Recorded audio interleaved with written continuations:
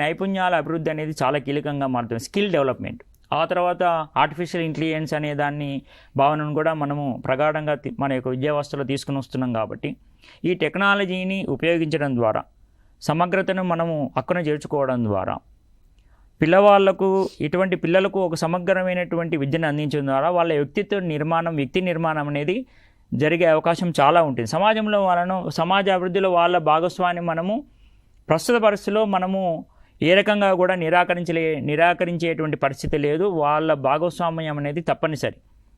అలాగే వారి యొక్క సమానత్వాన్ని మనం గౌరవించాలి, సమానత్వాన్ని మనము ఇవ్వాలి, అదే వారికి తగిన గౌరవం ఇవ్వాలి, తగినటువంటి భాగస్వామ్యాన్ని వాళ్ళకి ఇవ్వాలి. అలాగే విద్యాభివృద్ధికి మనం కృషి చేయాలి. అలాగే సామాజిక సమైక్యత అనేది మరియు ఇవన్నీ కూడా ప్రజాస్వామ్య విద్యకు పునాదిగా మనం భావించవచ్చు.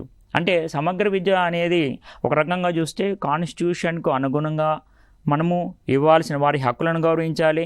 కాన్స్టిట్యూషన్స్, రాజ్యాంగ విలువలను మనం ఆధారం చేసుకొని అటువంటి విద్యను వీళ్ళకి ఇవ్వడం ద్వారా మనము ఇటువంటి పిల్లలందరినీ కూడా మనం సమాజంలో ఒక ముఖ్యమైన భాగంగా గుర్తించడం ద్వారా, సామాజికీకరణ చేయడం ద్వారా, తద్వారా మనం సామాజిక అభివృద్ధికి, దేశ ఆర్థిక అభివృద్ధికి మనం దోహదం చేస్తాం. వాళ్ళకు ఆర్థిక అభివృద్ధి లోపల వాళ్ళ భాగస్వామ్యాన్ని కూడా మనము ఉత్సాహపరిచినట్టుగా, ప్రేరేంపజేసినట్టుగా కూడా మనం చేయవచ్చు.